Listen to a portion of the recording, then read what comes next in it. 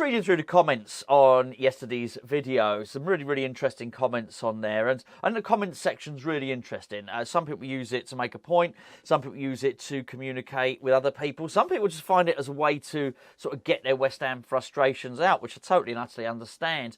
These videos are a vehicle for me, sort of. I often feel unburdened after I've spoken into the camera and done a video, and particularly if things are not going so great at West Ham. It works. There's a flip side to it as well. If things are going really well, it's also really good to sort of share in the enjoyment of something else happening as well. But anyway, in amongst all these wonderful comments, there was one on there which was just straight to the point. It just said, we are really bad at transfers. And it's funny, there were better written posts on there. There were more detailed posts. There were a lot of really good posts, but I think none resonated with me as much as that one. I thought, do you know what we are? You'd have to really go out of your way to defend the club to suggest that we're actually good at transfers. We're pretty awful at them. I think we're awful at the pace in which we do them. It takes us a long time to conclude a transfer. I think we're pretty bad in terms of highlighting players and then getting in there and doing the deal early. I mean, identifying them and putting the first bid in. We're slow at doing that, but also once the negotiations start and the bid is in, that stuff is slow as well. I think we're not very good at telling who wants to come to West Ham and who doesn't. I gave several examples yesterday. We do seem to spend an awful lot of time chasing players that don't want to come to us, and actually probably an awful lot of time chasing our own tail as well. And I guess that's just one of those things. It goes back to, remember the old Willie Carvalho story where David Sullivan sent a fax to Sporting Lisbon, and do you know what? It might not have been a fax. Fax is better for the story, isn't it? Because it sounds quite antiquated. And the sending of a fax was symbolic of the fact that we are actually years behind in the way that we approach transfers. Well, I think if you accept that and you identify it, then you do something about it, right? And I thought that West Ham had done something about it this season. I don't know if you watch Dragon's Den. I don't even know if it's still on, but I used to watch Dragon's Den before it was on sort of season 17 or whatever it might have been. But early days, there used to be somebody on there called Duncan Ballantyne. And he was one of the Dragons on there. And I remember at one point, somebody was pitching an idea, pitching a business concept. And he was pitching it to all the Dragons. And one of the Dragons was far better suited to the product that he was trying to pitch to them.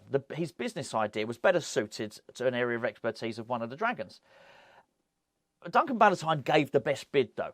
So he said, you know what, I'll give you all your money for 10% of your company, which was the best bid. And the guy turned around to him and he said, but why should I go with you when this guy knows more about the business? Duncan Ballantyne said, look, hey, I don't know anything about the business at all, but I'll tell you what I'll do. I'll go out, I'll give you an office, and I'll go out there and hire the 3 best people in the industry that know all about your business, and they'll be the ones to drive it forward. I don't need to know. I just need to fund it. And you know what? He was absolutely right. You can be bad at something, but get an expert in. And Tim Steidten the Titan, he was meant to be that. But the Titan's more and more whimpering in the corner. And if you believe the most recent rumours, which suggest he's going to be fed up and he's going to leave, then I guess it's easy to make a case and understand why. Now, I have to say, I don't know how much truth there is in it. I think it's an easy story to peddle. I think it's also an easy story to believe. I think when a lot of people are frustrated with the transfer window, and it has been a frustrating one, if you're annoyed with the transfer window, annoyed with West Ham, if you're annoyed with David Sullivan, it's easy to believe that he's mucked up this deal to bring Tim Steidten in. It's easy to believe that Tim Steidten would walk into the club and say, hey, this place is a circus. I can't work here. I can't work under these conditions, and I'm leaving. That's believable. It's even more believable if you're annoyed yourself. You're annoyed with West Ham. As ever, I try and sort of look through it and well, first of all, I hope it's not true. And I sort of hope it's not believable, because that would be total and utter madness, total and utter stupidity from David Sullivan. Because I feel that David Sullivan's in a situation, if he mucks this one up, there's no going back. He does not ever get to do this again. I think this is his last throw of the dice. Cast your mind back to a few years ago, before there was going to be the really big protests. Before the protest had got called off, which again prompted the demonstrations for the Burnley game, if you remember. David Sullivan was trying to mitigate that. He was trying to head that stuff off at the pass. So he started talking about modernising West Ham. Started talking about making a video room where all this analysis would happen. And anyway, it didn't happen. Suffice to say, it didn't happen. None of that stuff happened. What it did show, though, it demonstrated that he had an awareness of what should happen. Even though he didn't go and do it, he knew what should be done. You sort of fast forward to now, and you get a similar sense of it. There were a lot of leaks coming out of the club when David Moyes' position was in a precarious position. Maybe February earlier this year. Brendan Rodgers, I think, had just lost his job, and it looked like either Graham Potter was about to lose his, or he had just lost his. I might be slightly off with the time, but you know the sort of time on. It might not. It might have been March. It might not have been February. You know what I'm saying? But both those two guys were either out of work or quite close to being out of work, and there was a situation where West Ham might get either Graham Potter or Brendan Rodgers. And when Sullivan was asked about Graham Potter, he said, "I don't think Graham Potter's all that. It's all about the guy at Birmingham. It's all about not Birmingham. It's all about the owner at Brighton. He's got this data-led approach." So basically what Sullivan was saying was he didn't believe that all that good stuff that Brighton had been doing was because of Potter. He thought it was because the analytics. He thought it was because of the director of football. He thought it was because of the structure that the owner had put in place. And I think he might have been right, by the way. In fact, it's probably been proven right, really, hasn't it? I think so. They've sort of lost their manager to Chelsea, lost their director of football to Newcastle, but they still carried on. You know, they know what they're doing, that club. My point is, Sullivan seemed to cast envious glances at Brighton, thinking, you know what, I want to be doing that. That's the stuff I want to be doing. So he showed an awareness of it. So then he goes out and he gets Tim Steidten. And as I mentioned in a previous video, you've just got to go. I just have to go with the most obvious story. That's it. That Sullivan hired him. I understand there's another narrative that our future owner might have hired Steidten, so as when the future owner comes in, Steidten's already in place. I get it. I understand it. I just generally, I just find in life the most complicated. The simplest solutions are generally the ones. So I think I'm going to go at the moment with Sullivan's hired him. If Sullivan's hired him, and now he's brought him over and he said to him, "Tim, I'm going to let you do whatever you want. I'm going to let you restructure the way that West Ham conduct their football business, and in particular their football transfers at the club," and then he's not let him do it, more fool David Sullivan. I find it hard to believe. I find it hard to believe because I can't believe that anybody would do that. That you would bring someone in, that you would highlight that you need a specialist, you then identify the specialist, you then bring the specialist in, and then what you do to him is, even if you say it, you either say it in words or your actions, "I'm not going to let you do your job. You're not buying anyone." That sounds crazy to me. And so crazy that I find it unbelievable. I think, no, there must be something else. That would be utter stupidity. And for that reason, that's sort of the only way I can draw any comfort from it. I think that can't be the case. Why would anyone do that? It makes no sense. It makes no business sense. And whether you like or dislike David Sullivan, he's made some money in business. He's clearly made some right decisions along the way. So why would he do that? I just don't know. But I do think that if he gets this wrong, and actually what he's done is he's brought this director of football in, who is known throughout Europe, who has contacts all over the continent. He's brought him in, and the worst case scenario is true. And the worst case scenario is this. It would be Tim Steidten saying, "I went to work for that club. They scouted me. They interviewed me. They hired me. They promised me that I could recruit players. And when I got there, I wasn't able to recruit any players at all. All of my suggestions were rejected. it turned out that the manager, obviously David Moyes, had full capacity to sign whoever he wanted. I was basically a lame duck. There was no point with me going into work each day.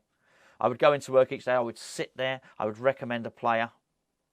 In the end, I became frustrated and I walked away. If that honestly is the Tim Steidten story, then that is one that David Sullivan does not recover from.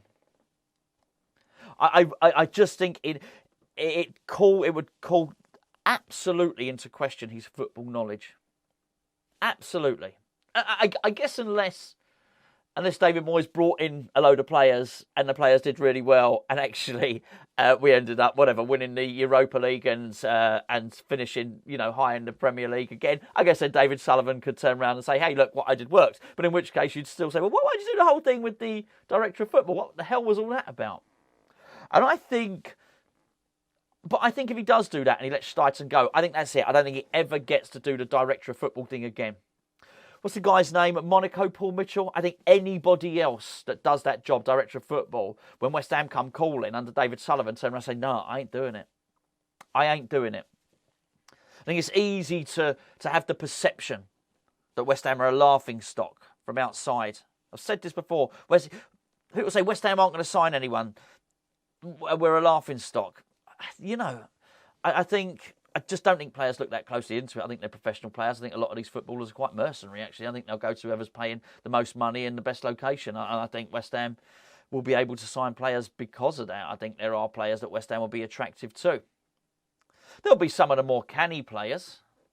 I'll give you an example, actually. In fact, I won't say a name, but I absolutely know this because I've been told it. I've been told it by somebody who was very, very close to the deal, that West Ham wanted to sign a player a few years ago, and his agent told the player, "Don't sign for West Ham. They're an absolute basket case of a club."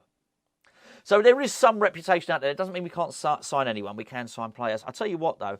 If David Sullivan brought in the director of football and brought in Tim Steidten and basically cut off his capacity to buy players, David Sullivan would not be able to appoint another director of football. I just don't think so. I think his reputation be sullied. That wasn't a bad joke, was it? But I think, I just think there's no way back from it. And I would expect David Sullivan to know that. Not only that, he has people around him. His sons are heavily involved in the football. Someone around him or in the board, or someone's going to say to him, "No, you can't do that. You cannot go and hire this expert and then not let him do his job." I find it very, very hard to believe, have to say, that that's the case.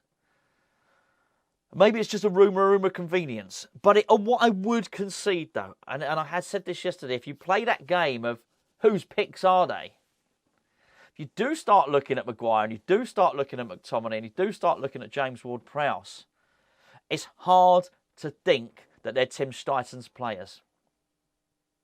I think when I did the little bit late last night, I did a video. I mentioned the winger over at Juventus. There was the right back from Syria, younger players. I think if we bring some of those in, you probably could say, okay, they're Tim Steidten's. And the one thing is, we're not going to know until the end of the window. It's a long time. It was at the end of August, isn't it? Still got a long way to go. We're not going to truly know. But what I would say is, what is a conspiracy theory at the moment is that Tim Steidten is not allowed to do his job at West Ham and he's going to get fed up. I think not.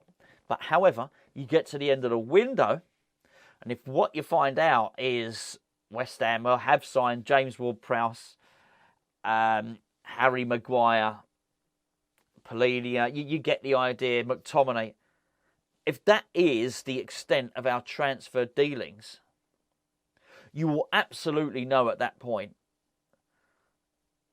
that David Moyes has signed all the players, Tim Steidten has signed none of the players, and then we might have really good foundation of thinking we may well have a frustrated director of football on our hands.